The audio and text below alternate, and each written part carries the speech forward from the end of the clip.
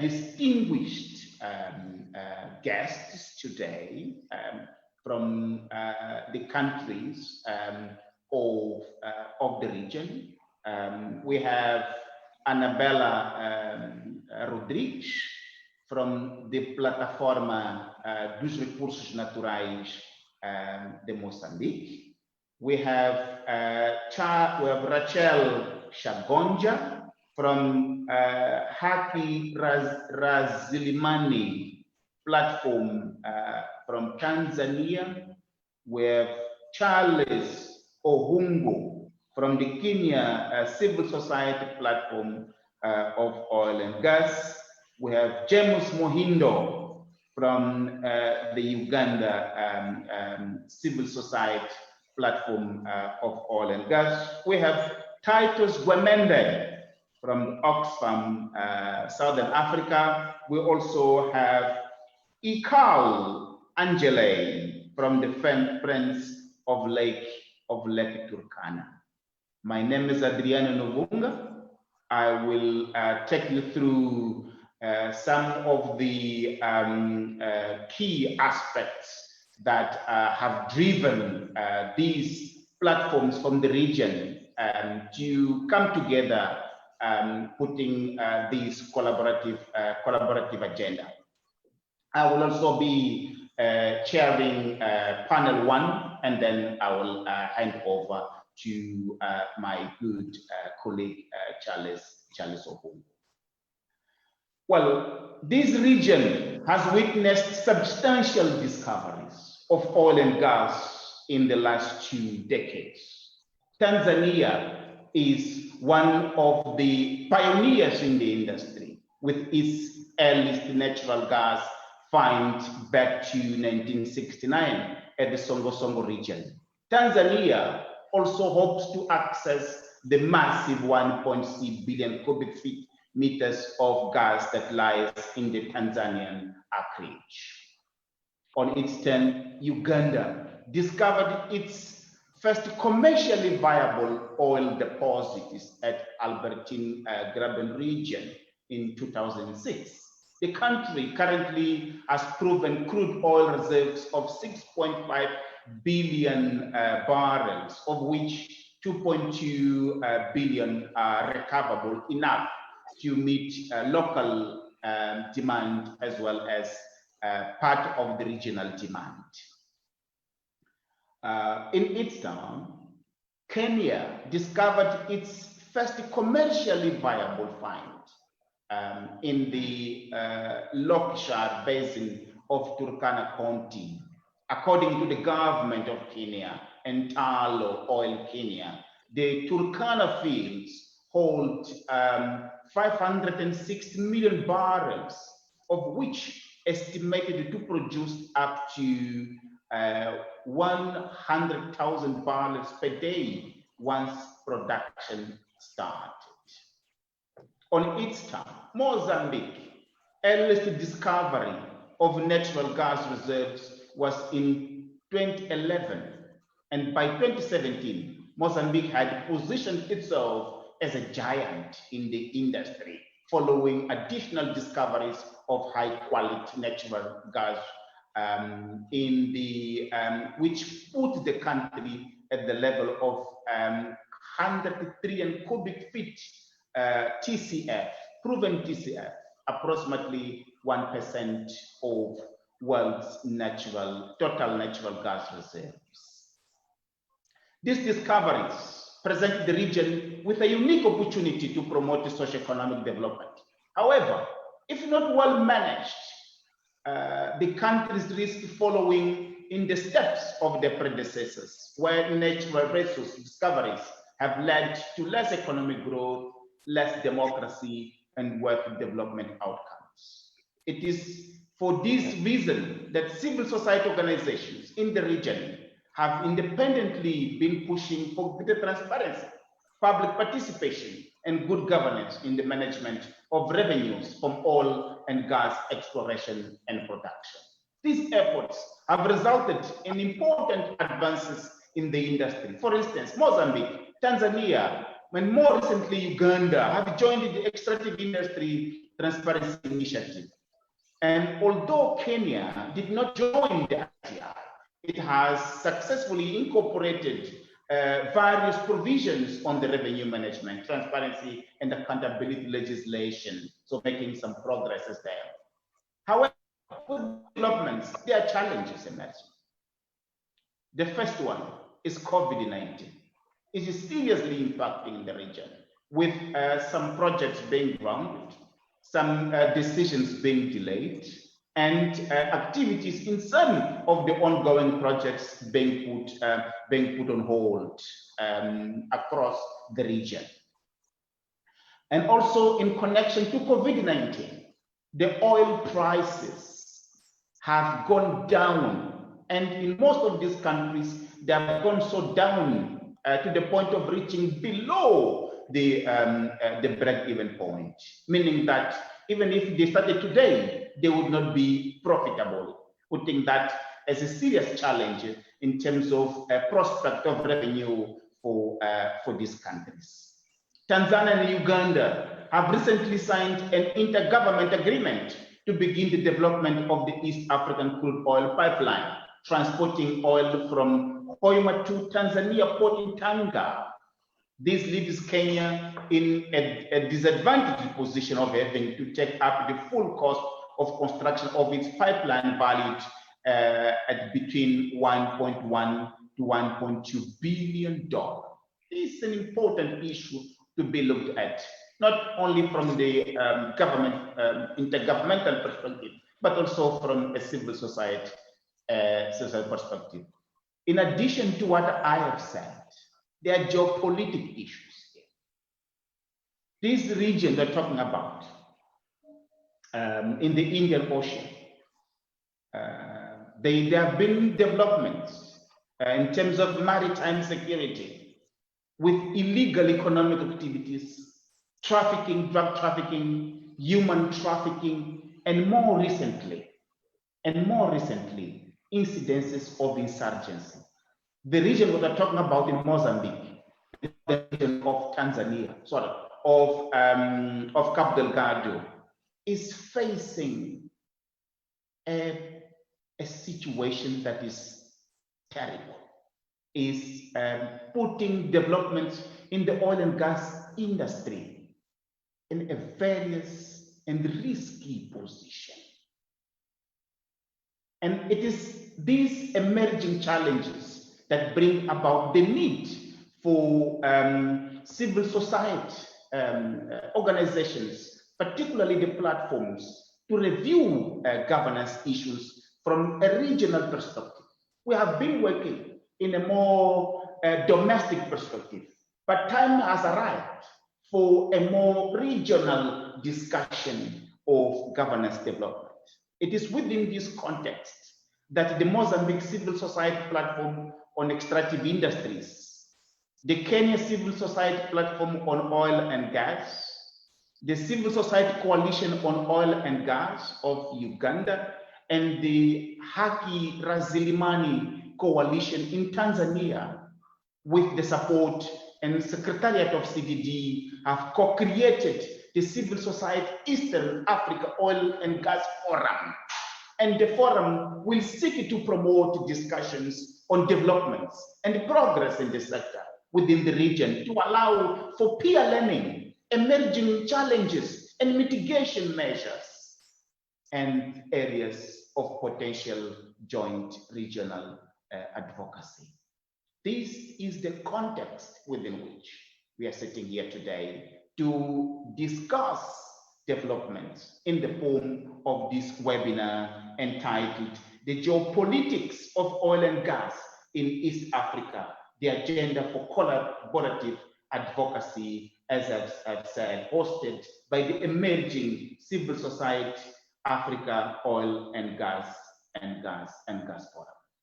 These were the introductory and opening remarks, as I said, I would make. And I thank you for the opportunity for that. And now we will move to panel one of our program this afternoon. Just to let you know that we have simultaneous translation from English to Portuguese. And for those who would want later to ask questions in Portuguese, they can gladly tap into the existing translation facility and ask their questions. This panel one, it focuses on the status of infrastructure, policy and legislative framework, and preparedness for development.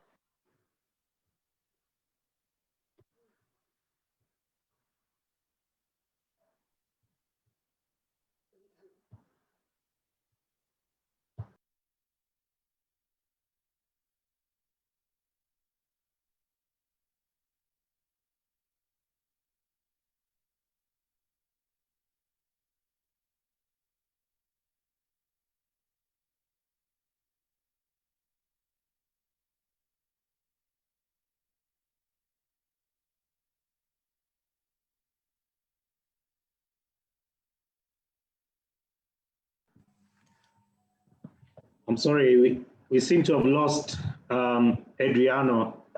So I will start over and start the first panel session. And I'll start sort of by giving the overview that he had started. My name is Charles Wanguhu from the Civil Society Platform on Oil and Gas in Kenya.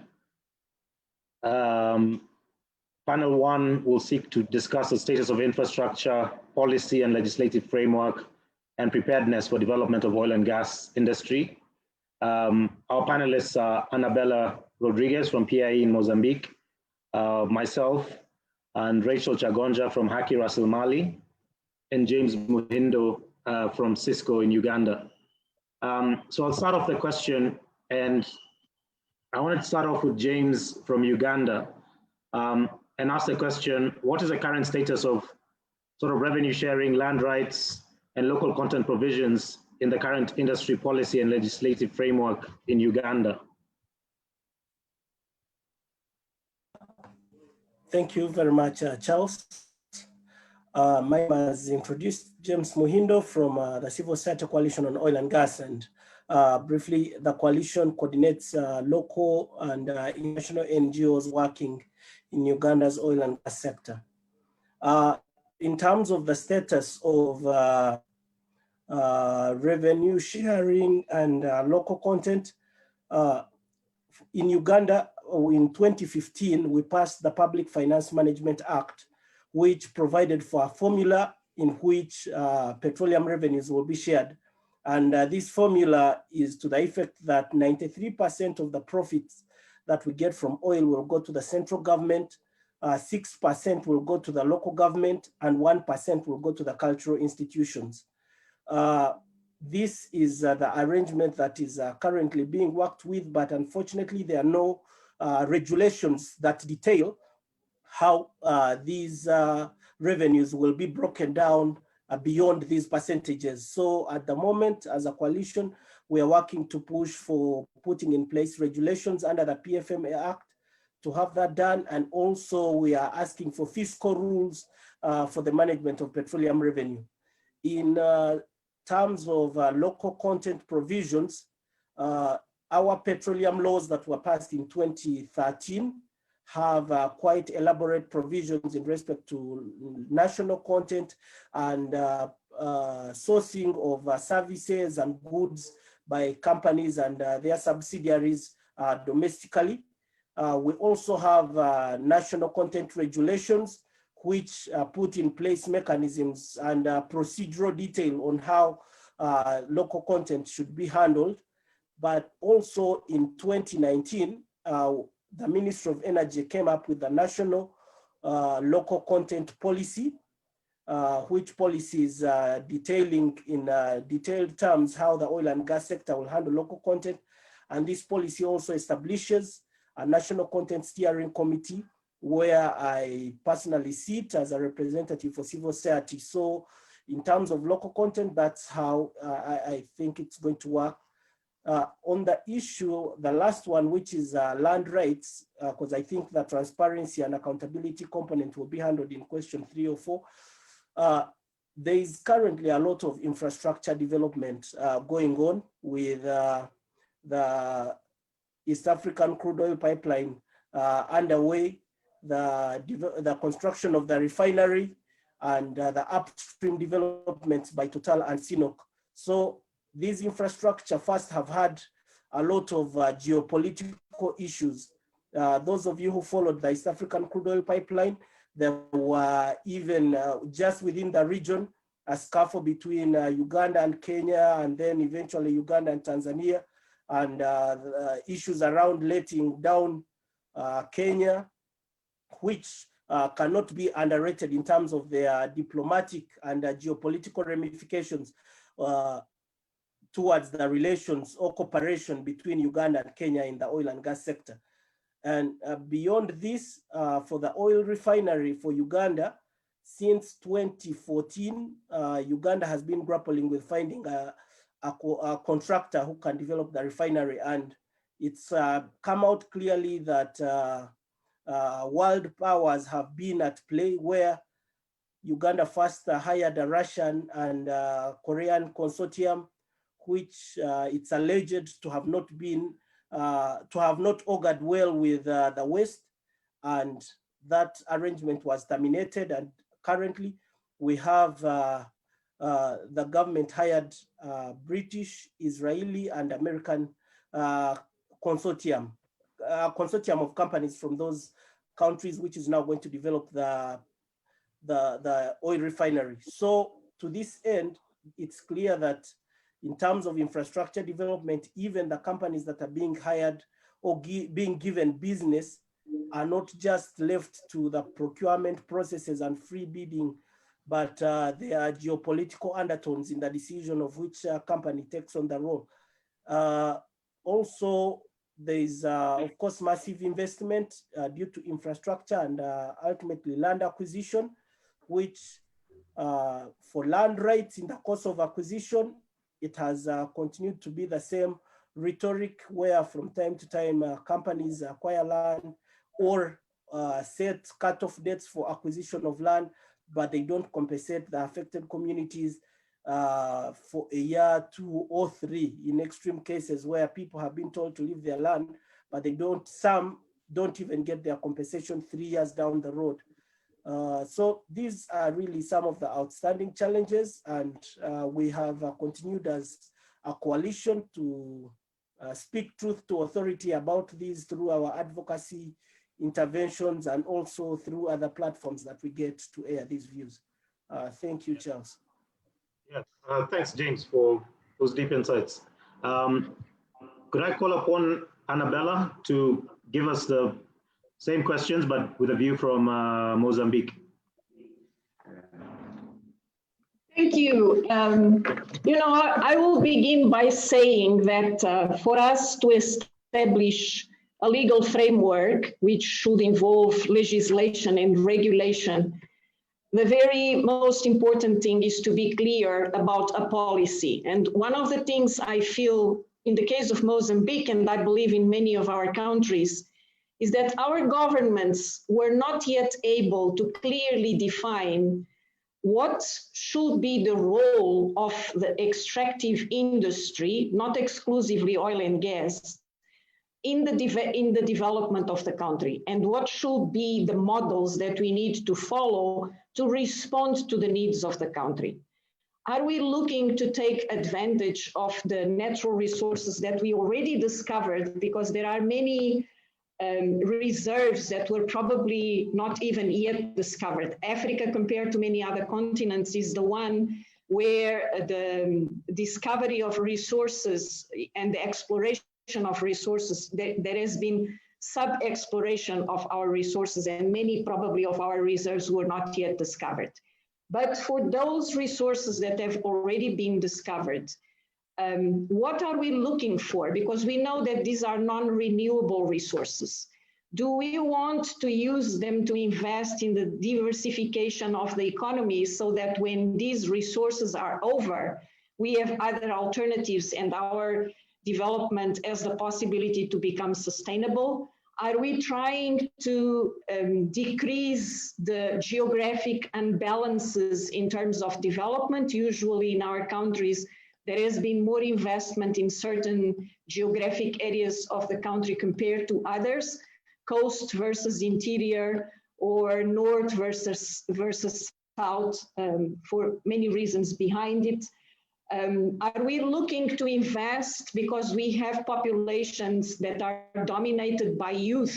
Are we looking to invest in building our capacity, our human resources capacity in the country, so that in the future we can manage better these resources? So giving some time to explore part of our resources, but keeping most of them in the reserve so that we create capacity to endogenously do a better management.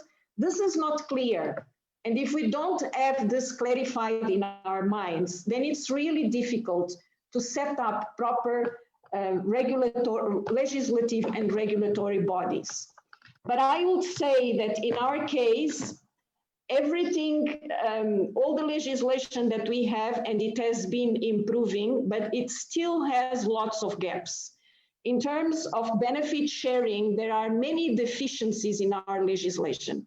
There is, it's not even it's a decree which has very weak legal strength, establishing that 2.75% of the revenues generated by the extractive industry should go to communities who are closer to where the exploration is being done. But studies on how this has been being implemented indicate that there are lots of deficiencies in the way it has been implemented. Communities are usually not properly included in the debate. Their priorities are not respected. There is a lot of confusion on the application of these revenues into programs that at the end should really be financed by the public budget. So there are serious issues, and obviously there is mismanagement. So this is with respect to the benefits. The same with local content.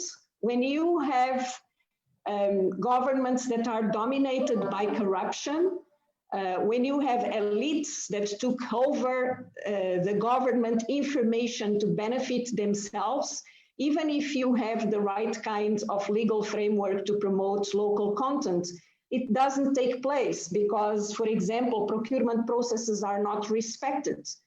So there are lots of problems there. And I also would say that in terms of infrastructure, we are not where it should be. The existent infrastructure is not facilitating a better balance geographically in terms of promoting development. These kinds of developments are happening in enclaves. And this is what makes it also easier for insurgency to take place, because where some of these developments are occurring, addressing poverty has not been clearly in the agenda. So, I think that the advantage of this webinar and efforts towards cooperating more among the various platforms, instead of us just focusing at national level, would be that we come up with some efforts to harmonize. Obviously, there are differences from country to country, but harmonizing some approaches, harmonizing even sometimes at the level of legislation, the way we interact with actors that are dominantly foreign companies investing in this field, will be very positive. We have a similar experience in fisheries. We have a regional project where we tried to harmonize policies to establish minimum terms and conditions for countries to negotiate with fishing fleets that brought a lot of positive results among exactly these same countries in our region. And also, this effort for transparency, there was a report that was produced on the levels of transparency with which the government deals with fisheries and the contracts with the fishing fleets. And they were exposed, through a mechanism that measured the levels of transparency. So I really think that the positives that have happened in this field have been in great part due to the pressures of civil society towards more transparency, more inclusiveness, even in terms of influencing the policy frameworks that we have. And we definitely need to give one step further and unite efforts regionally so that, because the same companies are in most of our countries. If we establish certain rules and principles, certain minimum terms and conditions, certain criteria for transparency collectively, well, I'm sure that we can be more successful. We have been discussing the Fundo Soberano, the sovereign funds in different African countries, and we can see how different the legal framework to support them has been. So again, keeping some differences that are unavoidable because of local characteristics, we can progress a lot in establishing common approaches and forcing the other side or the other interested parties to take this more seriously in the benefit of local citizens. I will stop here. Yeah, that's the most important thing for me to say about it. Thank you, Anabela. We'll definitely come back to you towards the end as we discuss further. I wanted to bring in Rachael Chagonja from Hakirasilimani in Tanzania to give us a Tanzanian perspective on the issues that we're discussing.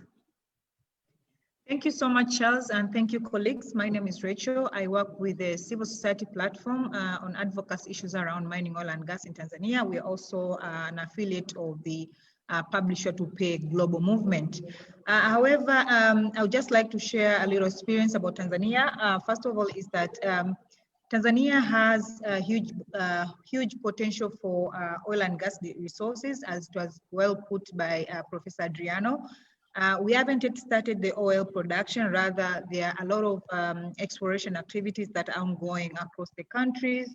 So my most concentration will be on the gas subsector here. So the production of gas in Tanzania is also rapidly growing because of the interest to have an industrial economy. And in terms of the legal and regulatory framework, is that we have a number of regulatory instruments. We have the energy policy, we have the natural gas policy, we have the Petroleum Act, we have the Oil and Gas Revenue Management Act, and we have also the Tanzania EITI Act 80.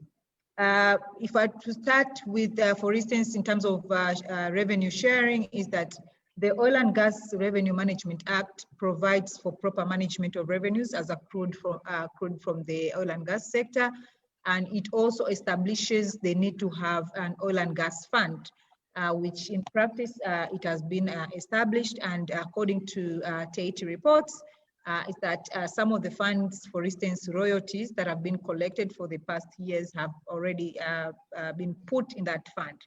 The challenge there still remains that despite the fact that we have this Oil and Gas Revenue Management Act since 2015, we have no regulations in place to effect the proper implementation of the act.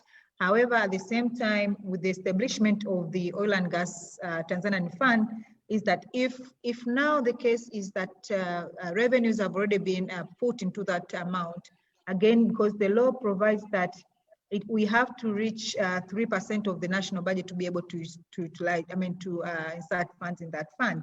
However, discussions are still very silent, and there is no transparency on the state of this fund. Even through the TAIT reports, there's no any clarification on the amounts of funds that have already now been included into this in this fund.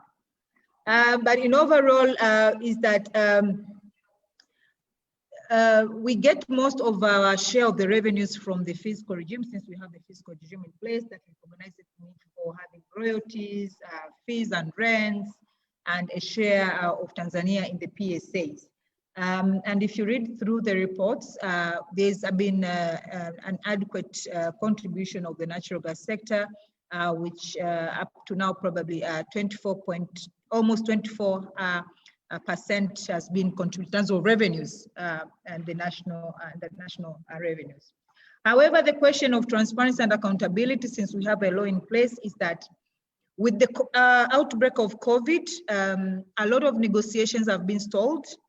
But again, the practice was still negotiations were still done under closed doors. The development of the LNG projects, again, the negotiations are not open enough to understand what is the status. There is still a push between partner companies in the LNG project that affects future developments in that regards. At the same time, on that line of transparency and accountability is that now we, in the Tahiti Act, there has been an amendment of the Company Act that introduces the beneficial ownership, something that civil society have been advocating for quite some time now. But however, the Companies Act and the Tanzanian EITI Act still contradict each other, because the Companies Act does not recognize the need to disclose, while we have a law that discloses it. So there is lack of harmonization of sector-related laws with other complementing laws. So it makes it difficult to try to track and monitor the progress, especially on issues that are related to disclosure. The other thing that I would want to highlight is that Tanzania, with 5% share, is a partner under the East African crude oil pipeline.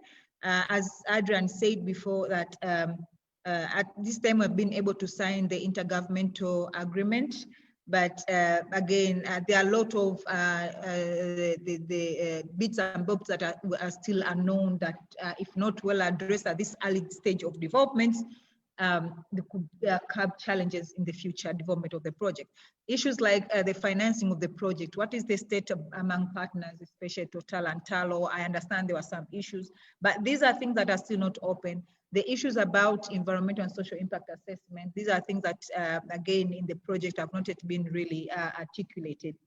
However, opaqueness on the legal and regulatory framework governing the development of the ECOP across border, again, it's still very challenging. And if it's not well managed, it could result into conflicts. I give an example on land acquisition and land access and compensation. Tanzania and Uganda have two different land systems. And again, when it comes to issues of compensation, that means the practice is to compensate people based on international standards. However, if you come back to Tanzania, most of the land is vested on the president as a trustees, and most of the people do not own land in Tanzania. So when it comes to resettlement or land compensation, it has become a challenging aspect, even in the internal projects. I'll just give an example with the gas-related projects. This has been a very challenging aspect of the project development, because of the contradicting laws. You have an international practice, like at the same time you have a national practice, whereby people are evaluated based on the national laws. Same with the compensation and resettlement plans. It takes time for people to be compensated or to be relocated, thus distorting the whole livelihood system in terms of engaging themselves in economic activities or even the general livelihood. So it causes social disruption, and it's at a point it has been able to cause tension in Tanzania. But again, on that, I would like to say that So there is need, especially with the cross-border project like the Ikal, they need to understand the antagonism that are being played in the setting of the legal and institutional framework, but at the same time, the politics that are being used, especially to acquire or compensate people land. When I talk about local content, I'm about finishing on that, is that we have the oil and gas local content policy in Tanzania. However, this policy actually looks more about prioritizing on the domestic market, so that we can make use of the oil and gas products to be used in Tanzania. But the challenge of this is that the fact that we are trying to promote domestic utilization of oil and gas products, the challenge remains with inadequate research to understand what are the priorities areas for Tanzania to be able to participate direct in the subsector. In terms of skills, what skills do we require? In terms of goods and services, what goods can Tanzania be able to supply? But also the whole question of joint venture and defining what is a local company, it's still something that is very shaky, because there are very few Tanzanians who may be able to participate in joint venture processes. But the whole question of, as I said, standardization, because whenever we have had these discussions over and over, that whenever Tanzanians are trying to supply direct to companies, they face this question of standardization, as that we don't meet the standards. So the question still stands that what standards as Tanzania are we looking for? What can we be able to supply direct to this extractive-related company? So these are the things that as a country and as a region, I think we need to tap on in terms of the advocacy agenda, to invest on research to ensure that nationals or regions are able to map out skills or goods or services that they could be able to supply direct in the sector. However, as I said, the main challenge remains to be the politics, which play in terms of impacting priorities, but also issues of that we have laws but without implementing regulations. We have the Oil and Gas Revenue Management Act since 2015. But up to now, we don't have the regulations. We have the sovereign fund established, but it doesn't have guiding regulation. We have, what else? Yeah, so these are the issues that still hinder some of these issues that were highlighted for the case of Tanzania and across the border.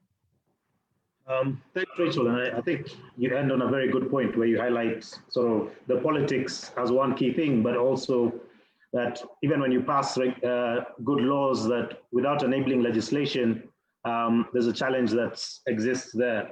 I want to still come back to you, because this year has been called sort of the year of disruption for oil and gas, largely due to COVID. And so I was just wondering if you could share some thoughts on what's the experience in Tanzania now, especially around COVID-19, and what has been the impact of COVID-19 on operations. Speaking as from the Kenyan point of view, we had Talo at some point declare force majeure, which is basically sort of declaring sort of cessation of operations in Kenya. We've had some companies giving up their licenses, some companies speaking of reorganization and putting activities on hold. But what's been the experience in Tanzania? Thank you so much, Charles. I think for us, we could say we are a bit safe in terms of the ongoing uncertainties, because even before the pandemic, the sector had already stalled because of the ongoing sector revamp. You know, there's been a lot of move in Tanzania to revamp the extractive sector entirely. So the government wanted to review the PSAs before going further with negotiations, for instance, in the LNG-related projects. So because of that factor and the outbreak of COVID, there has not been any differences whatsoever. Rather, with COVID now being a key aspect here, is that even the ongoing negotiation that already started between the government and companies, they were stalled because of the fact that extractive companies were prohibited from meeting physically in person, and while the government was still operating, so they were trying to look for better ways on how they could have negotiations online. but again, consideration of issues of safety, security and safety in that regard. So up to now, it is still very silent as it is, as I said before. But however, an overall assessment, I think for Tanzania, we ourselves undertook a study on assessing the impact of COVID-19 in the extractive sector. And the preliminary findings is that there has been a stable and controlled environment within the extractive sector, as there are very little reported cases of COVID-19 within the sector. But again, that has also impacted less on revenues. If you look at the subsector, for instance, mining, if you're following up Tanzania, that every day we are announcing increase in revenues. And with the case is with the oil and gas, apart from the negotiation, again, still Pan-African is still paying taxes to the government. Again, the other thing is that you have observed preliminarily is that there's been existent and operation mitigation measures. For instance, we have a national strategy on COVID-19. Again, we were very prayerful. Remember, we believed in God. But however, also there's been education from the institutional, individual level or institutional level, and people are trying to take all the measures, including the hygiene-related approaches. So the controlled space has probably enabled us to sustain this level, and we have not been impacted that much. As I said, in the petroleum subsector, there's not been any major production, especially on the oil. So even the global oil prices did not hinder us that much. Okay, thanks, Rachel. And the same question to Anabela. Has the impact of COVID-19 been on operations in Mozambique? You were touching an interesting aspect that for me is also part of infrastructure, which is dissemination of data, gathering of data and analysis of data. And at least in the case of Mozambique and in some sectors, and this is one of them, to have credible information about what's going on is one of the most difficult things. And because, particularly in the case of oil and gas, because it is in the area where insurgency is taking place, then to really trust the information that is coming out is really, really tough, is very difficult. One of the things we know is that one of the hotspots of COVID was exactly Palma district, where the gas industry is taking place. I would not say the information we have right now is not fully credible. The country is preparing the 9th report for the EITI Secretariat, and hopefully we will have, as part of the gathering of data that is coming from the companies, more credible information about what happened. But certainly, in a way, Mozambique might have been one of the best countries from the point of view of rate of infection and deaths. We were not, compared to many other countries in our region, as seriously affected as other countries. So if you go to rural areas, you would not necessarily feel the kind of seriousness that you will find in some other countries. But the fact that we are not traveling, the fact that many of the companies decrease their level of intensity of work or are working from home, I'm sure that effects are there. But it's really difficult to give you a clear picture and a credible picture right now. Thanks. James, what's the situation with COVID-19 and how has that impacted oil and gas operations in Uganda? For COVID-19 here in Uganda and the petroleum sector, the main negative impact was the companies suspending their operations. This included laying off quite a substantial number of staff, and also suspending the contracts, the arrangements they had with their subcontractors. But beyond this, we were fortunate not to have any of the companies evoking force majeure like the case was with Talo in Kenya. But during COVID, there was a development that we feel companies made use of the fall of oil prices during COVID-19 to make a transaction that cost Uganda heavily in terms of revenue. Those of you who are following developments here, at the end of August 2019, Uganda and Talo, Sinok, and Total arrived at a stalemate in respect to a farm down by Talo, which was interested in selling its stake in Uganda's oil and gas sector to these other companies. And the stalemate was as a result of taxing that transaction. Uganda expected somewhere above $160 million in taxation of the transaction, and companies were insisting on paying half that amount. But during COVID in March, when the prices were rock bottom, Talo decided to reinitiate this transaction, but the value of Talo's stake had depreciated because of the prevailing prices. So it was bought at so low an amount that Uganda is now entitled to $14 million, far less than what we were even refusing before the pandemic. So that has been one of the things where we feel companies seized the opportunity where prices are rock bottom and they are selling, and nothing much has changed because we know in a year or two, prices could stabilize, but the transaction eventually, Uganda couldn't object to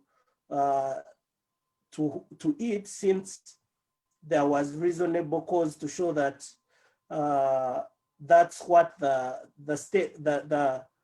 that's what Talo's stake is worth during COVID. So that has been the biggest blow that we thought companies seized the opportunity of COVID. Otherwise, generally, the sector was not so hit since we've not yet started production. So it was a matter of suspending operations, which are currently picking up, and we have more activity in the sector now going on. Yes, thank you, Charles.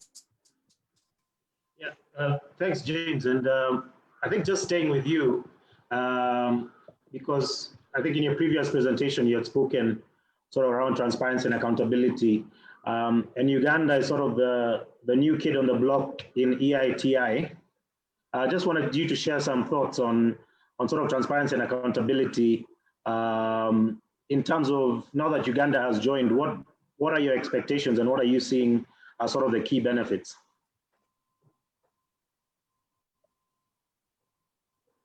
Okay. Uganda's decision to join EITI comes on the backdrop of 10 years of advocacy by civil society organizations, where since the passing of the National Oil and Gas Policy, which categorically stated that Uganda would join EITI, we kept pushing for Uganda to join because of the secrecy that was around oil and gas in this country. So in 2019, the government resolved to join, and in August this year, we were admitted as members of EITI. This, of course, is a positive note, but we are yet to enjoy the fruits of Uganda's joining. It's positive insofar as we have evidently seen the position or the take of government entities towards openness, accountability, contract transparency, and access to agreements the government has signed with companies change. So we have the Ministry of Energy ready, saying they are ready to disclose all the contracts, both in mining and oil and gas. We have put in place a multi-stakeholder group and a secretariat to manage the EITI process. And there seems to be political will in the interim. So we are so optimistic that in a year or two, because we are expected to submit our first report in 2022, we believe between now and 2022, there is going to be they are going to open a floodgate of information that has for years been secretly kept or kept as classified. And we think as civil society, this will present an opportunity for us to do advocacy, targeted advocacy on transparency and accountability.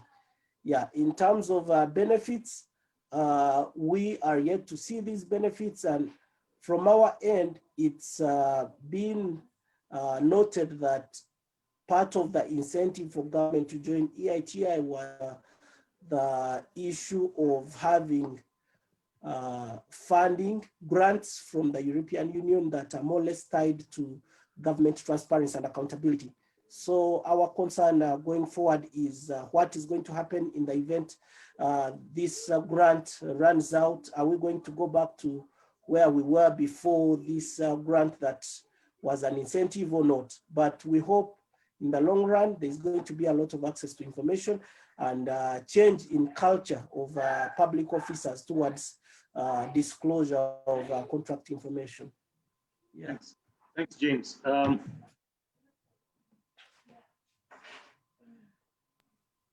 Thanks, James.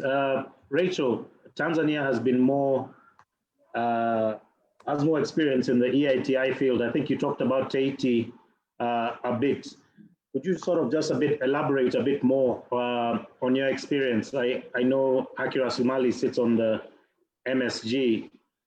So I mean, in terms of bringing transparency and accountability in the sector, how important has being a member of EITI been there? And should Kenya join its peers? Definitely, Kenya has to join it. I think every good initiative that is being established has a good vision behind it. I think one of the very good moves for Tanzania to joining ATI was to bring about good governance of natural resources. But however, the biggest advantage of it is that being part of the movement, it enables to enhance the level of transparency through disclosure.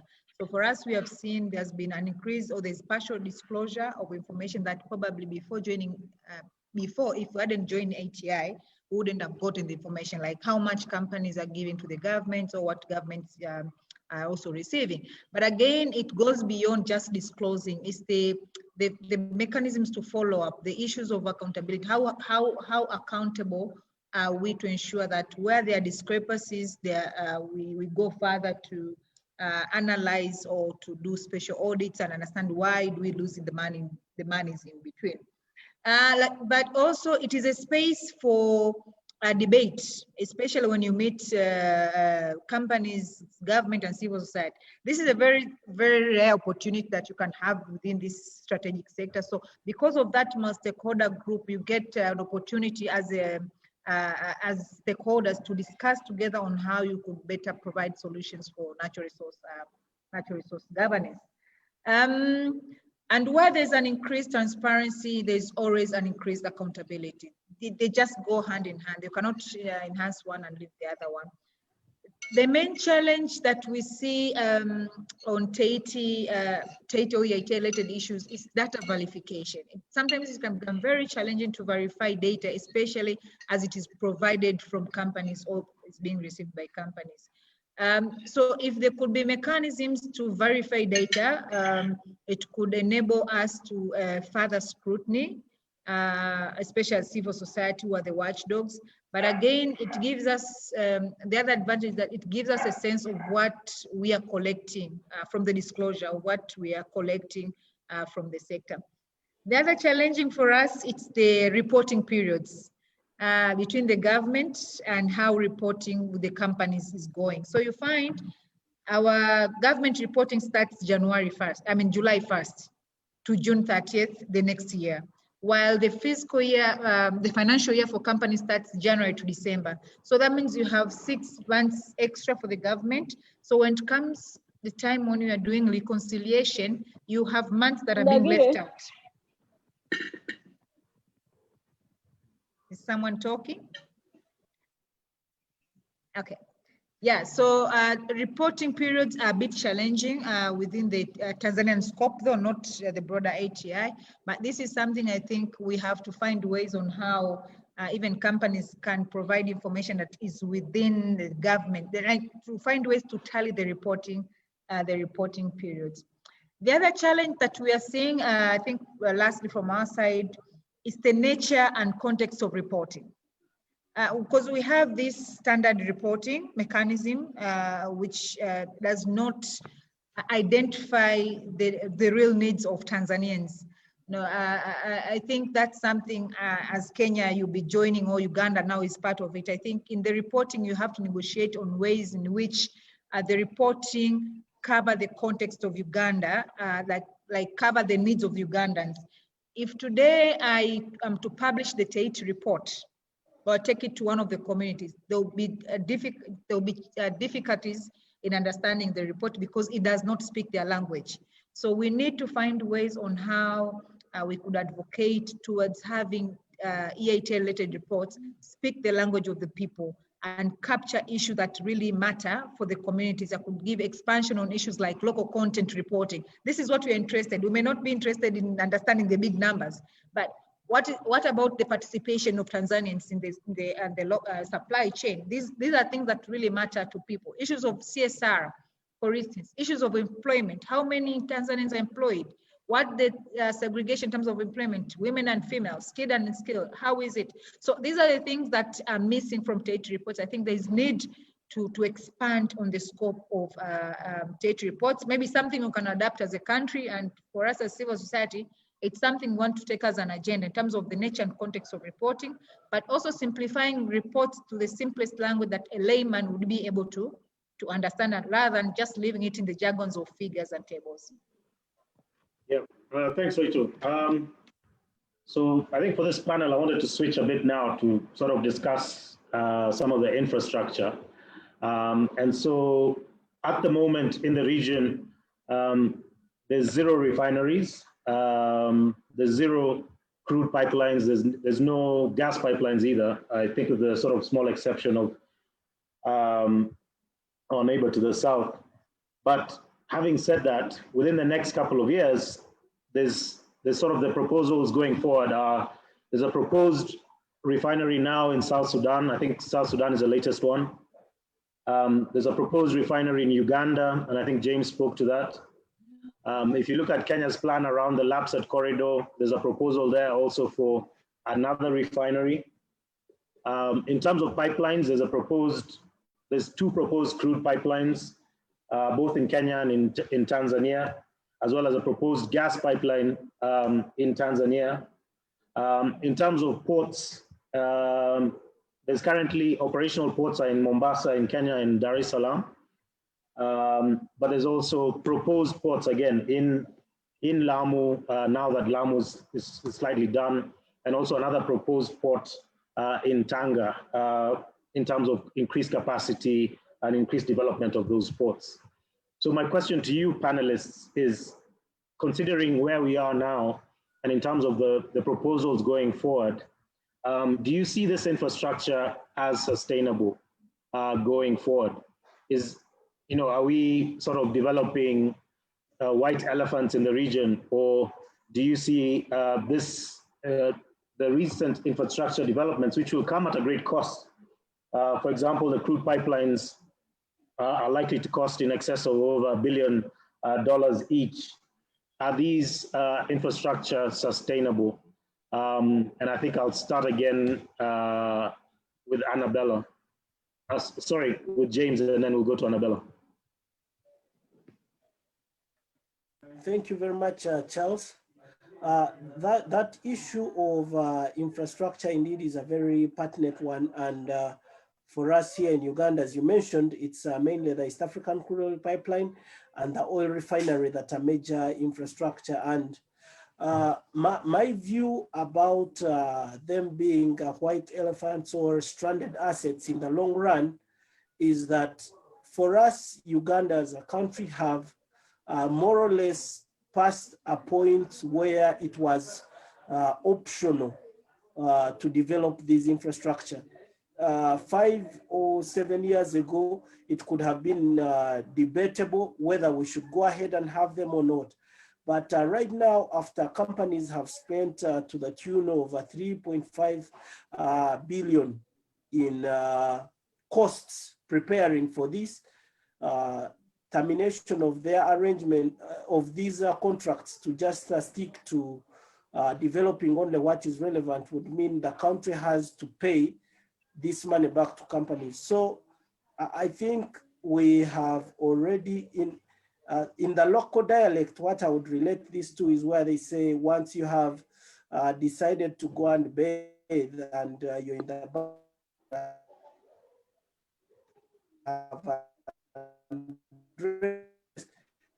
as long as even when the water is cold, you have to bathe. So it's the same case.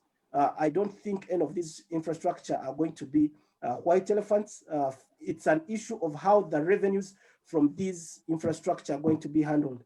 One of our concerns as a country in respect to the East African crude oil pipeline is the tariff for transit, which Uganda is going to be paying to the companies that are owning the pipeline, which include Tanzania at that, for transporting Uganda's crude.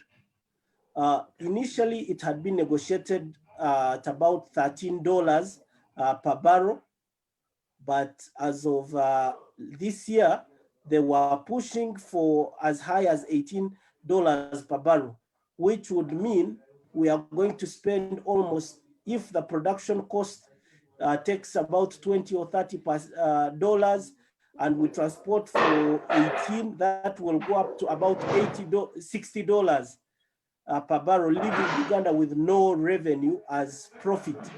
So in that case, you'd find we have things going on, but we are not getting money out of them.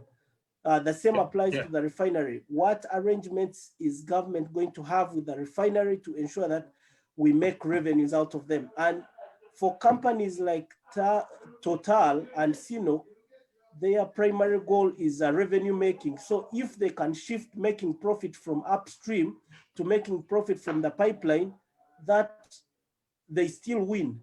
So for me, I think for the region to benefit from this infrastructure, we have to pay a lot of attention to the revenue models and revenue streams through which countries are going to get money from these. Otherwise, we shall end up with these very good infrastructure that are working, but we are not getting money in return because of the negotiations and arrangements. And my view is that with EITI, we are presented with an opportunity of more or less peeping into what is being negotiated and weighing in on making sure that the country gets a good deal. So my call would be to say, Kenya, those of you who have not joined the EITI, to also follow suit so that you can benefit from making sure that there is a lot of accountability and transparency in respect to the commitments government will make towards this infrastructure. Yeah, thanks. Thank you. Thanks, James. We're running a bit over time, but you've mentioned a challenge there around the pipeline, and I wanted Rachael to sort of intervene just before Anabela, who will wrap up. Okay, again, thank you so much. I think for us, the sustainability of the project, especially start with the pipeline, the eco pipeline and the Tanga port, it will only be realized if the eco project is developed. I mean, the pipeline itself is developed. That means it could be able to supply to the Tanga port. However, at this point, it's difficult to tell how it will be because, again, there are a lot of delays within the development phase of the project. But I just want to share an experience on the Mtwara Dar es Salaam gas pipeline, which was completed, I think, around 2016. And it started producing. However, the sustainability of this project was much affected by the change of administration, which affected or which altered political priorities. So in the other administration, we had a move to develop this pipeline so that you can supply cheap energy for industries and households. However, after the change of administration, there was a shift not to cap the opportunities from this pipeline to transfer to another bigger project, which was like the construction of the Siglas Gorge, And then if you read through the reports from the Controller and Audit General, the consumption of that gas pipeline was almost 6%, while we are using a lot, trillions of money to another bigger project that was going to perform similar function as the gas pipeline. So the sustainability is highly influenced by the change of administrations. I don't know for other countries, but for us, it's change of administration and political priorities. And since we don't have clear resource vision as a country, we don't have a clear vision, it will be difficult to sustain such big constructions in the near future. Thanks, Rachel. Anabela, if you could share your thoughts on the infrastructure and also share your parting thoughts. We seem to be running out of time. Yeah, well, let me just put 2 or 3 quick points with respect to the EITI. It's positive to have the Secretariat and the multi-stakeholder group of the EITI, but we need to think where it should be placed. Is it the best location to have it in the ministry that is being monitored by the standards of the EITI? In our case, it is under the Ministry of Mineral Resources. And the Ministry of Development, Planning and Development and Finance is not playing a very significant role. So this is one of the things that as civil society, we need to reflect on. The other thing is its sustainability in the long term, because when they are established, usually there are funds from the World Bank to sustain the meetings and the events and the reports and all that. As soon as this money is over, then, you know, we have had ups and downs in the functioning of these bodies exactly related to financing and its sustainability in the long term. And the third thing I think it's important is if we want to monitor, as Rachael was mentioning, the involvement and, you know, issues more related to our citizens and local communities, I'm not sure the EITI report is the best instrument to do that. As civil society in Mozambique, we have been hiring consultants to do an evaluation of the EITI reports, and it has been very positive because there is a critical analysis of the information that the government provides in those reports. But another instrument that might allow us, that might be a little bit more flexible and easy to be inclusive even in its construction, is some kind of barometer that looks at how companies and how the government is responding to various standards, not exclusively the ones related specifically with the guidelines from the EITI report. So these are some of the issues that I think it's worthwhile for us as civil society to reflect on. About infrastructure, what I was hearing from our colleagues from Tanzania and Kenya, it's probably a very good example on how, as countries, we are being reactive and not proactive. Rachael said, and I agree with her, we don't have a vision. And if you don't have a vision, you respond to the initiative of investors. And our colleague from Kenya was also, was also saying, you know, the investors already invested so much that then it's almost impossible to say no when they want to invest in some kind of infrastructure. And I think that this is what's going on in our countries. In some cases, maybe they will be justifiable. In other cases, in a couple of years, we will find white elephants in our country because companies that are doing exploration of mineral resources or oil and gas have a length of life between 20 to 40 years, you know, between exploration, production, and closing the sites. If we are not looking into the future, if we don't have the same capacity as the investors to look at how changes in procurement and supply will take place in our future world, what's going to influence the procurement of certain materials and not others? How is climate change and all the changes away from fossil fuels more into renewables is going to affect the exploration of oil and gas? Coal in the past was a very relevant resource. It's losing its relevance and its importance. But you know, investors have this information, but they use it to make profit.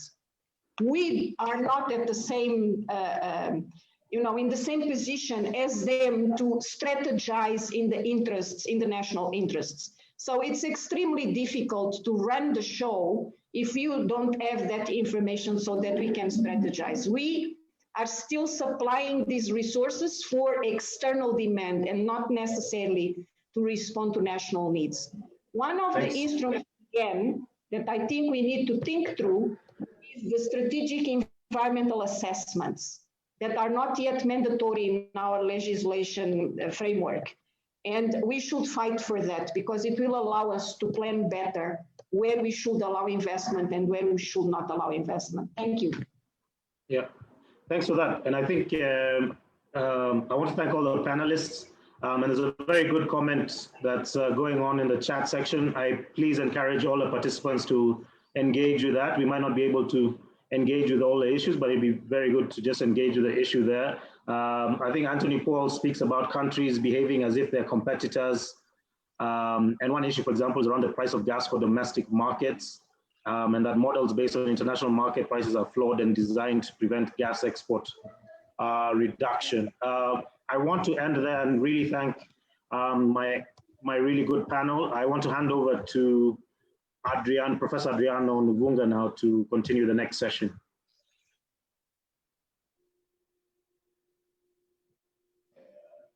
Thank you very much, Charles Ohungo, from the Kenya Civil Society Platform of Oil and Gas, for the leadership and solidly chairing this panel. Thank you, Charles. Thank you, Charles.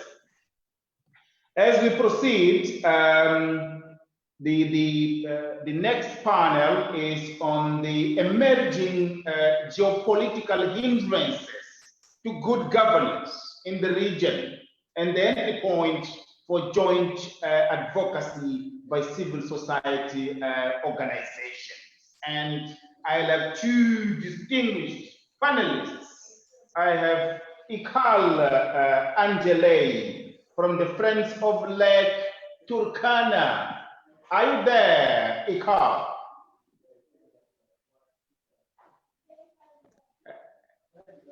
Hello, Ikal. I'm here. Sorry, I just have bad network, but I'm here. Oh, yes, I see you. I'm glad to have you. And let me call upon Titus Gwemende, our good friend from the Oxfam, Southern Africa. Titus, are you there? I'm good, Adriano. How are you? I'm good too. I'm glad to have you here. You know, I have said at the beginning that emerging markets are facing serious challenges posed by COVID-19. The COVID itself, to the prices due to reduced demand. I mean, this is a serious challenge for emerging markets such as Mozambique, Tanzania, Uganda, and Kenya. And these countries are heavily borrowing. All these countries, they went rushing to the IMF to borrow to face the COVID-19 challenges. This is one, my friends. Next, all these countries, they have challenges with their maritime security. And some of them, due to the growing insurgencies, they are outsourcing key roles of the state that speaks to security. They are using private military companies. This is a problem in the 21st century. I'm asking the two of you, what is the status in terms of geopolitics? And would you see a role for civil society, and particularly for these emerging forums, the Civil Society Forum for Eastern Africa on oil and gas? Over to you. I'll start with you, Ikal. Over to you. Thanks, Prof. Sorry, I cannot be on video. I am in a very remote part with very poor internet, so I would go off.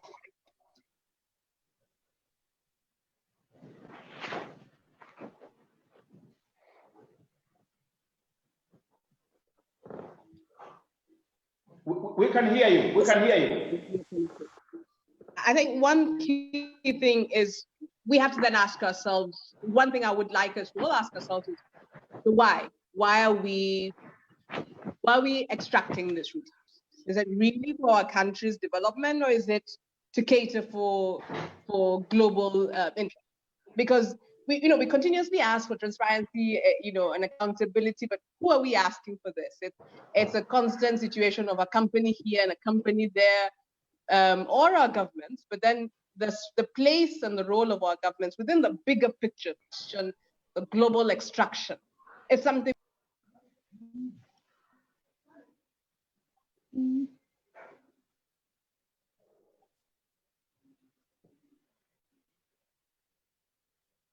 And mostly the revenues, but no one is really asking, full transparency around what exactly is being extracted. Why is it being extracted?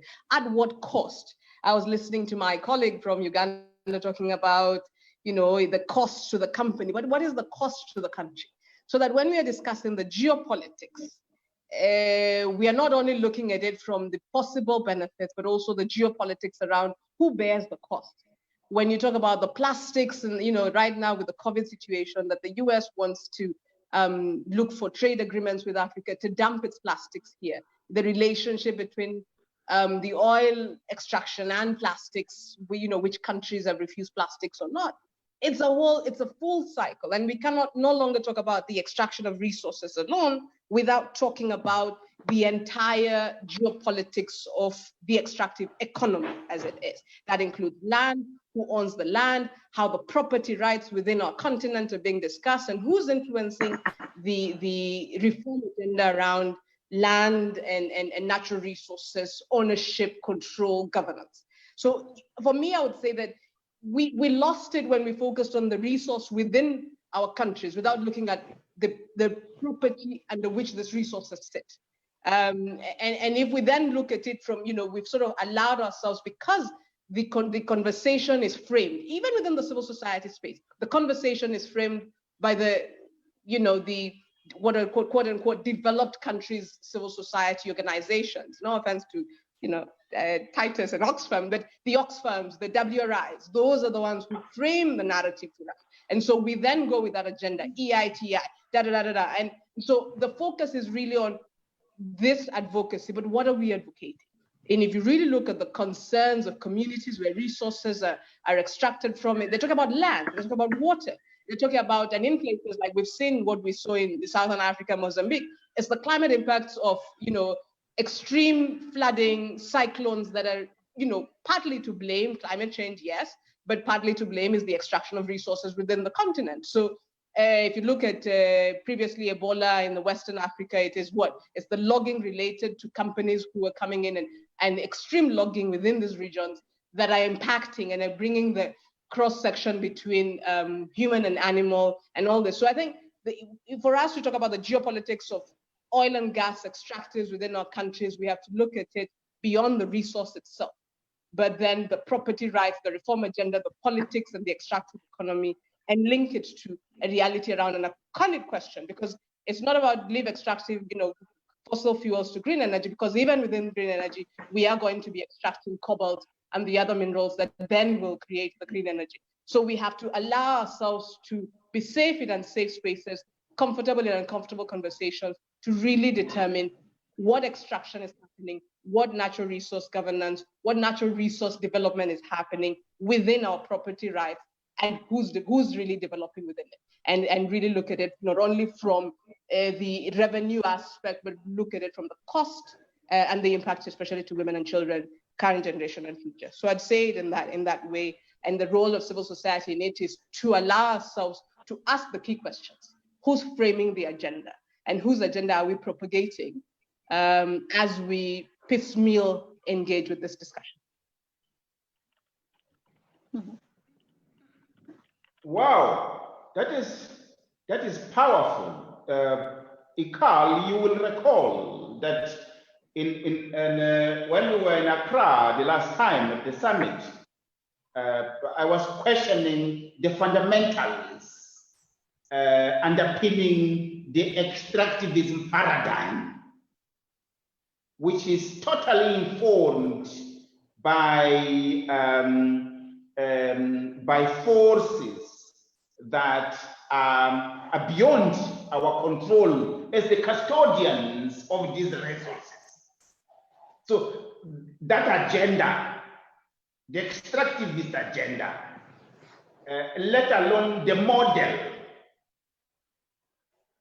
is driven by forces that we, as the custodian, cannot control. So I do understand you very much. Now, I will invite Titus Gwemende to give us his perspective on this. Titus, over to you. Okay, colleagues. Thanks very much, Prof, and well done, my good friend Ikal and other presenters on this incursion. But I want to congratulate the forum itself on constituting such an important platform. I think this is where we should be. Inja one, inja all. If an old woman in Mtwara is in trouble, then she has to know that even though she is in Tanzania, but Professor Adriano Nuvunga in Mozambique and the platform are going to rise up and defend. So until we have regional people power or regional civic resistance, we are not going to deal with some of those issues. So well done on creating this platform. Now, quickly, I will talk briefly on why I think there is all this interest in our continent and what it means for our region, and of course finish quickly on the implications for civil society. Now, why Africa? I think geopolitically, I mean, Africa should be aware that there are all kinds of powers that want security of supply and demand, which means Africa is going to be important in the next decades because of increased energy demand from Asia, India, and China. So basically what is happening is we've got something the world wants. And as long as the world wants it, then we're always going to be in the conversation. The question, of course, though, is how do you control that narrative, and how do you maintain your agency in the face of increased interest? Second thing is Africa's attractiveness is discovery of reserves amidst new technological advances. You may not be aware, but deep water drilling, which is more than 1,000 feet, has freed up reserves in Africa, which before had been considered not commercially viable. So what you see with Lake Albertine in Uganda, 30, 40 years ago, people didn't think that was possible. So you're seeing new technological advances giving renewed optimism to many clients of the possibilities of doing even more damage or extraction on the continent. And then the third thing really is that African oil is strangely low sulfur in content, and its reserve location is offshore, and that favors a lot of clients. African oil is light and it is low in sulfur, and that translates into lower processing cost, which needs little refining. That's important because that means the quality of your oil is good. The quality of your gas is good. So there will always be interest. So globally, what that tells you is we remain in many ways fundamentally addicted to fossil fuels. We remain a fossil fuel-led civilization for the foreseeable future. I know that's not a recommendation. That's not a statement of interest. That's just a statement of analysis and facts. Now, having said that, we're seeing critical trends, increased prominence of East Africa in energy geopolitics. Great powers are congregating in our region, competing for licenses. Massive multinational corporations present in small countries. So you've got companies that are larger than the countries in which they operate. So you have Mozambique, 25 billion GDP, suddenly inviting your Exxons, which are hundreds into billions of market capitalization. What does it mean for power and information asymmetry?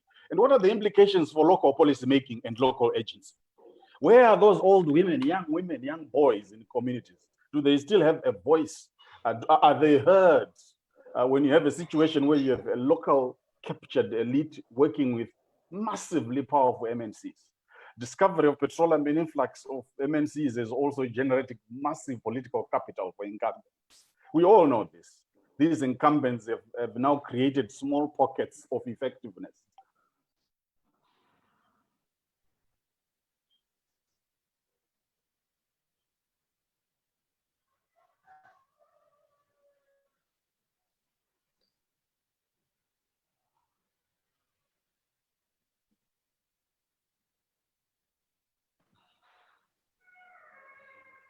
We seem to have lost Titus. Yeah, we seem to have lost it. Oh.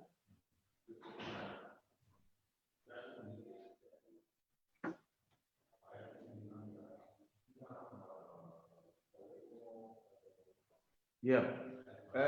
Titus. Yeah. Okay.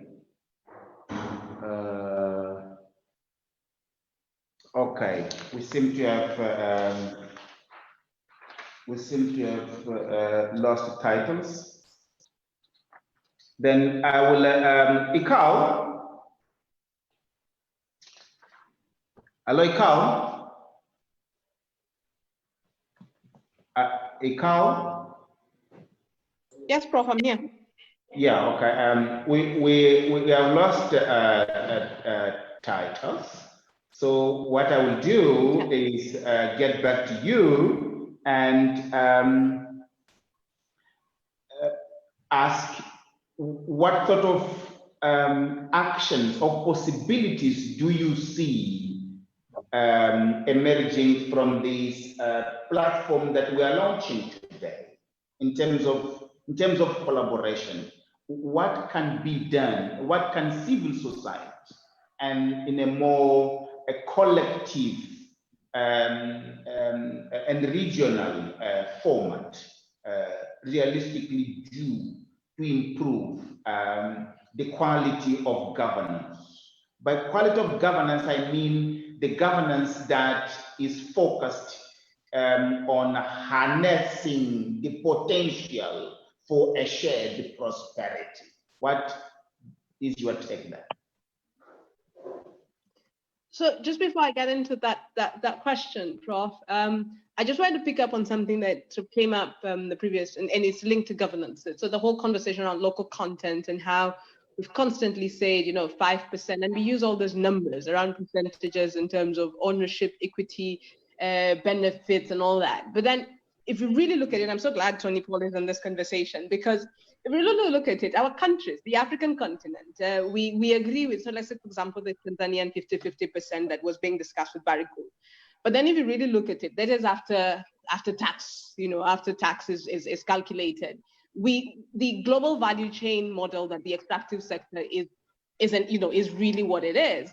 So we find ourselves celebrating some percentages, whether it is a few jobs here and there, but then we lack, international property, intellectual property. We are not the intermediaries. So in the end, that was, what Anabela was saying. In the end, it's such an export economy because everything in between we don't question. So who, the terms, the technology, the way it's all framed by the current global value chains is really extracting from us. So when you think about in terms of governance, we have to allow ourselves to question beyond the numbers given to us. The numbers in terms of, even if we say 50% of what? In the end, you can calculate and find that you really are getting nothing out of it. As much as everybody will celebrate that there is a share agreement, there's a benefit to a country, but when we dig deeper, the questions around who's really controlling this. Okay. Thank you very much, Ikal. I will ask my colleague to invite Anthony Paul. I would like to invite Anthony Paul, but he has to be allowed in by the technical team. Pode fazer isso? Chama o Sérgio para convidar o Anthony Paul. Anthony Paul, are you there? Sérgio? Sérgio, convida Anthony Paul, que ele quer entrar. What does the extractive sector? Did I disappear? Anthony Paul, yes. Oh, Titus is back. Titus is back. Titus is back. Yes, Titus, please. Yeah, sorry, I don't know what happened with I don't know what happened with my with me. But I'm sure you can hear me. I've removed Anthony Power.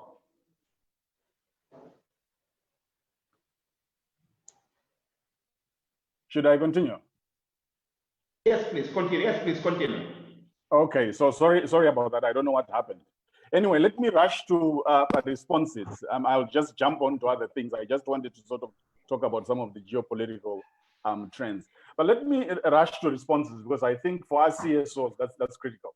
The first one is I think we need a capable democratic and developmental state. Now, this seems obvious, but it's important for us as civil society to operate with one frame of thinking. The character and capacity of the state should be of interest to CSO efforts, and our efforts must not inadvertently lead to the decimation of the African state. Now, when you're talking about the capacity of the state, you're talking about the capacity of the state to secure its maritime borders, the capacity of the state to negotiate contracts, the capacity of the state and interest of the state to also produce and process some of these materials. So the capacity and character of the state is important.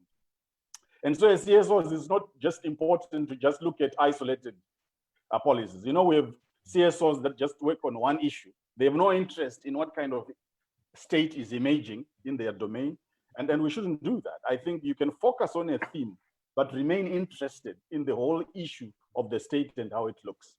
Then, of course, the next one is COVID and resource competition has also reminded us of the urgency of economic structural change as crucial for transformation. Now, we cannot continue to be raw material supplying nations. Our infrastructure cannot just be about transporting raw materials to the sea. I know a lot of countries are celebrating new roads and new railway lines, but most of them, if you analyze them, they are basically from the mine to the ocean, from the mine to the ocean. So it's basically to facilitate extraction, not to serve regional economic development. And so the question that we should always be asking is whose interests are served by infrastructure that is being developed?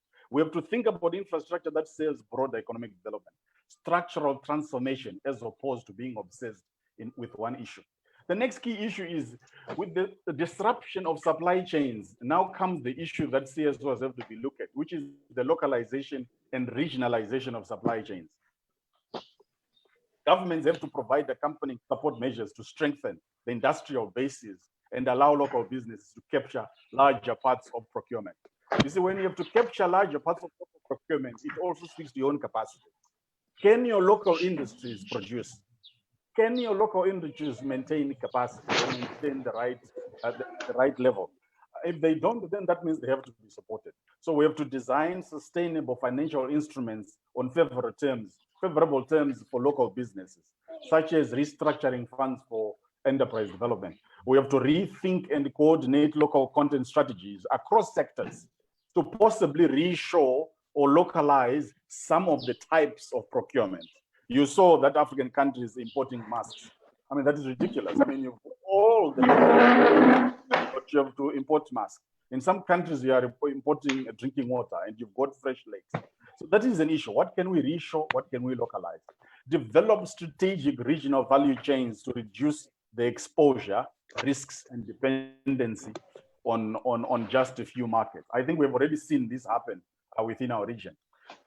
Just a bit on local content because I noticed it's of interest. International supplier industry should be encouraged to establish bases of operation in African countries. So if you have these international suppliers, then open a base of operation in local countries. That creates jobs and that also improves capacity locally.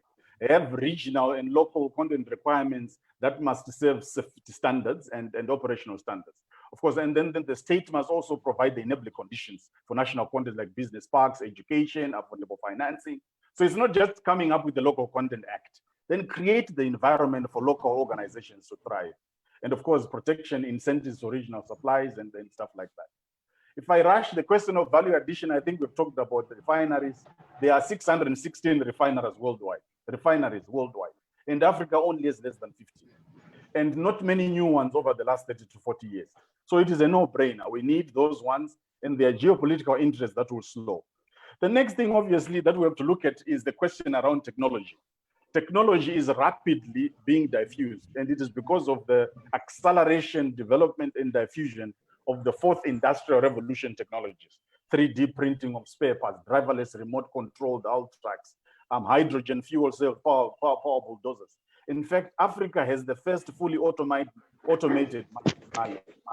That mine is not in USA. It is not in UK. It is in Africa, in Mali. So the fourth industrial revolution is upon us, and it has implications on jobs and communities and how you phase development. So the question for us, policymakers and CSOs, is African states must phase in different technologies. You can't just put everything. Tomorrow you have robots everywhere. No, phase in different technologies while you preserve jobs, while retooling and repurposing skills that may be redundant by technological disruption. Similarly, optimize upstream supplier industries. You know, your capital equipment, your chemicals, your engineering services, which has possibilities of more jobs than anything else. Then, of course, the question around the health of employees, labor rights, making sure that we are strong on those standards. And if the government does not insist on this, then it's always going to be steamrolled. We've seen companies literally design their own environmental impact assessment. If you fail, then you're out of business. So we must insist and monitor that these things are not jumped. Then, of course, some have talked about transition to cleaner energy. Again, this is like a no-brainer. We have discovered petroleum resources a little late when cleaner energy is becoming more prominent. So we need to push harder the adoption of cleaner energy sources. Again, that sounds obvious. For me, the key question is this: states must play an important role in promoting these new technologies, which goes beyond just giving out tax credits. They should be involved in every aspect of wind and solar power business, i.e. from invention, development, manufacturing, and deployment of these green technologies. So we don't want a situation where Africa just becomes a dumping ground for solar panels. You know, everywhere there are Dubai or Chinese solar panels. No, you keep on perpetuating the power asymmetry within the extractive industry. So when we say let's move to clean energy, we are saying we are moving to cleaner energy, but we are also reordering power within the global domain. So states must be deliberate in driving the shift to cleaner energies, as it will not happen on its own, partly because of enduring influence of fossil fuel industry, and of course, failure of markets to punish ecological overreach. Markets have never been trusted to punish ecological overreach. So states are very strong and lead this discussion. The idea that private sector will get you into cleaner energy is quite misguided and almost not precedented. Now, as I prepare to close, we have to insist on improving governance of this sector. And I'll give you a few examples. Increased fiscal pressures, as we have seen with our governments, most of them, they are now in debt. We need that greater transparency and inclusive decision-making. And when I'm talking about I'm not talking about the zombie transparency. Zombie transparency is what Daniel Kaufman, you know, when you look at your Facebook, you go join Facebook, there's this whole thing of, do you agree with this? Then you have to say yes. There's so much material and text you can't even read. So you just say yes, yes, yes, yes. So there's so much useless material out there that we can't process. Zombie transparency is where companies and governments dump useless, hard to access information, and we call it transparency. No, it has to be meaningful, it has to be accessible, it has to be easy to digest. So your contracts, your loans, they have to be transparent. Legislature must be vigilant, and civil society has to work with legislature. No rubber stamping of loans whose terms complicate recovery. Example of Mozambique and a lot of these things. And as the Roman ancient history had said, festina lente. In other words, make haste slowly, make haste slowly. I mean, we're not rushing. I mean, if the environment is not right, then leave the oil to the ground. There is no need to rush for anything. So one of the things that we have to tell our governments, festina lente, rush slowly on this. Pass laws as provided for SADC regional mining vision, Africa mining vision. These are, I mean, first sort out your environment, sort out your laws, sort out community rights. When you sort that out, then start talking about these agreements with companies. Then as I close, foster active citizenship.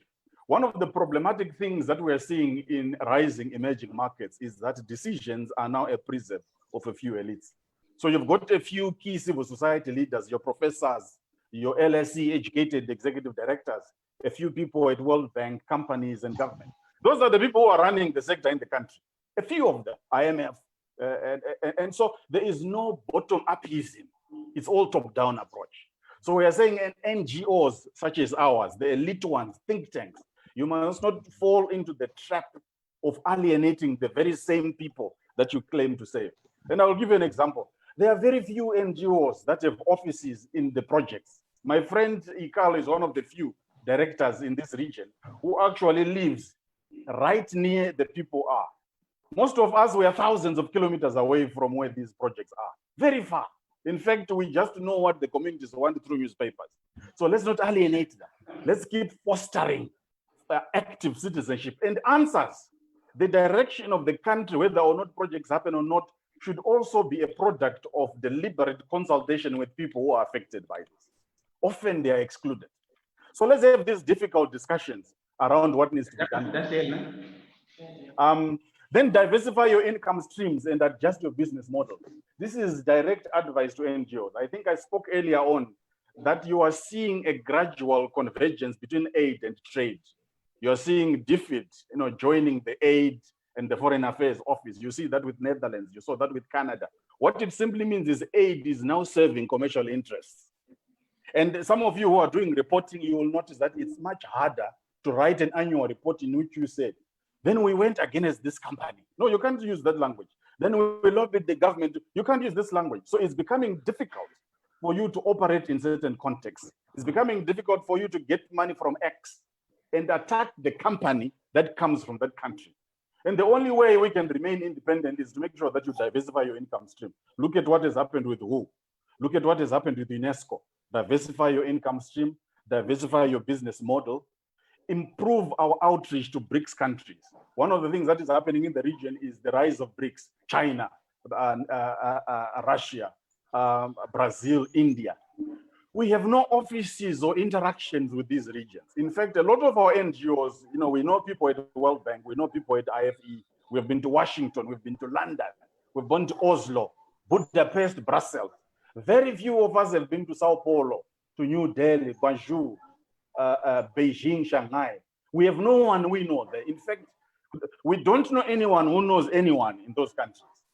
And so, like Nkuruma said, we first need the East, no West, but we face forward. China is not your father Christmas. France is not your father Christmas. Let's engage across the geographical boundary. And I think we have to improve that one on Brics. Let's find NGOs that we work with. I would like to see more Asia-Africa solidarity. Now we are talking about East Africa solidarity. Let's interact with those comrades fighting in China, those comrades fighting in India, the Asia-Africa solidarity. Because some of these biggest, and if we don't do this, we won't work. Part of the reason why we have to improve on Brics is because a lot of the money in this region has nothing to do with Washington. It does not come from World Bank. It does not come from any Western funding agency. It comes directly from Eastern government. It comes from the Chinese government. It comes from the Brazilian government. Now, if you have no influencing capacity or experience in that region, then you are irrelevant to the people. Lastly, let's look at people-to-people solidarity and joint programming. What we are starting here is truly special. And let's have the people in Mutwara interact with the people in Palma. Have you noticed that the people in Palma, in Mozambique, are much closer to people in Mutwara in Tanzania? In fact, people in Palma have less in common with people in Maputo like us, and much more in common with people in Mutwara. So let's have these people-to-people interactions. Eh? How has your government dealt with the resettlement? Oh, that is a good idea. Let's also learn. So beyond civil society interaction, let our people interact as well. And let's have this joint programming where staff from Professor Adriano's organization are also having an experience with the Kenya platform, or they are working there in Tanzania with Sister Rachael.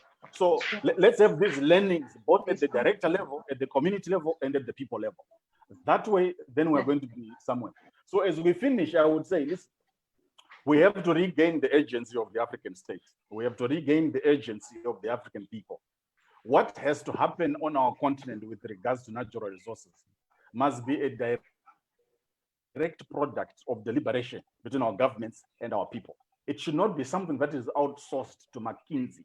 It should be something that is a product of organic discussion. And when we do that, I think we're going to go well. Thank you very much.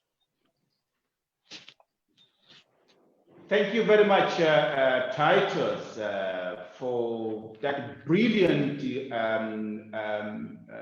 discussion on how we, as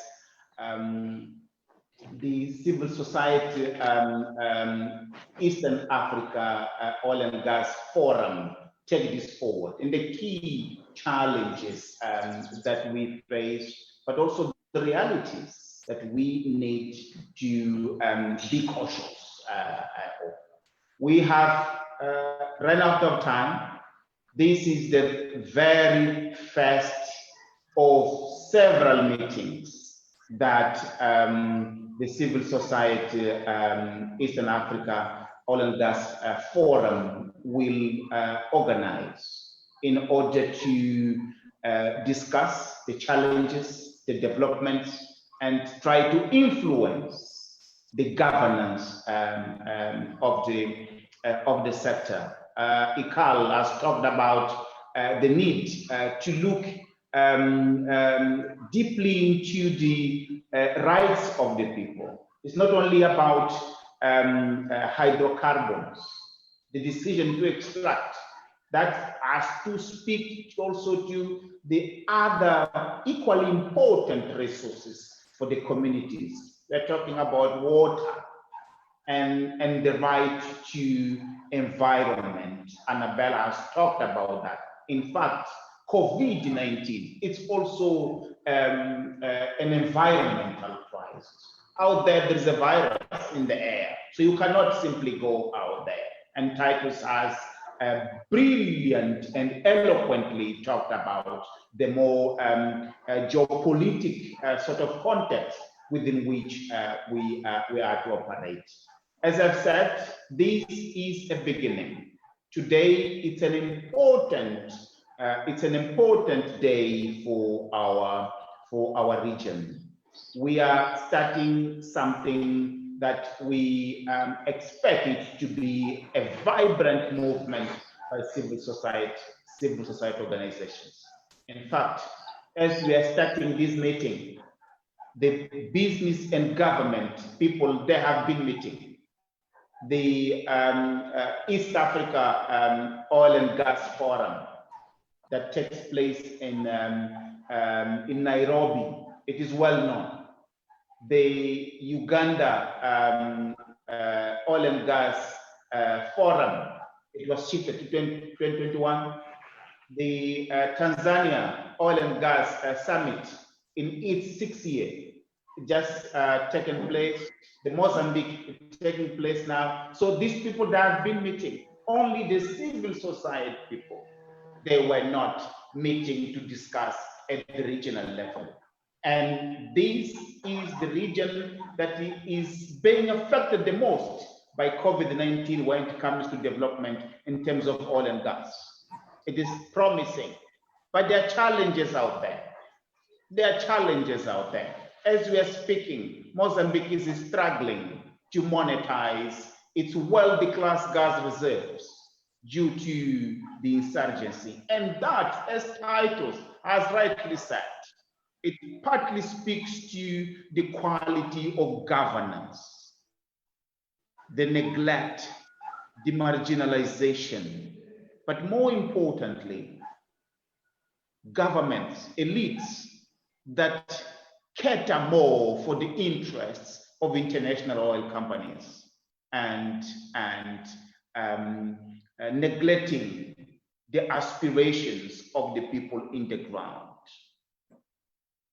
As the new platform, we are here to prioritize an exploration of the resources, which speaks to the expectations of the people. But the whole idea is to influence not only for transparency and accountability.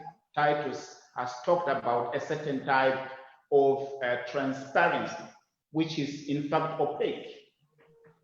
We are talking about catalyzing a movement towards a more developmental sort of emerging democracies in this part of the continent using the reserves that these countries are endowed with.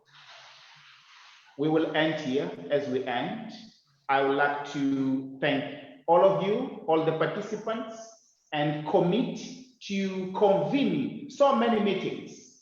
As we have said, this is the beginning. It's a beginning of a long haul towards transparency, accountability, participation, and shared prosperity with the people of this country from the revenues from the extractives. I thank you very much, Ikal, from the Friends of Turkana. Thank you, Anabela, from the Plataforma dos Recursos Naturais. Thank you, Rachael Chagonja, from Hakirasilimani, the coalition in Tanzania. Charles, from the Kenya Civil Society Platform Oil and Gas. My good brother, James Muhindo, from the Coalition of Oil and Gas in Uganda.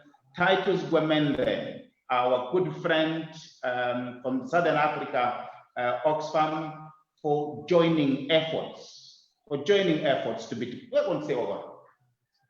What happened now?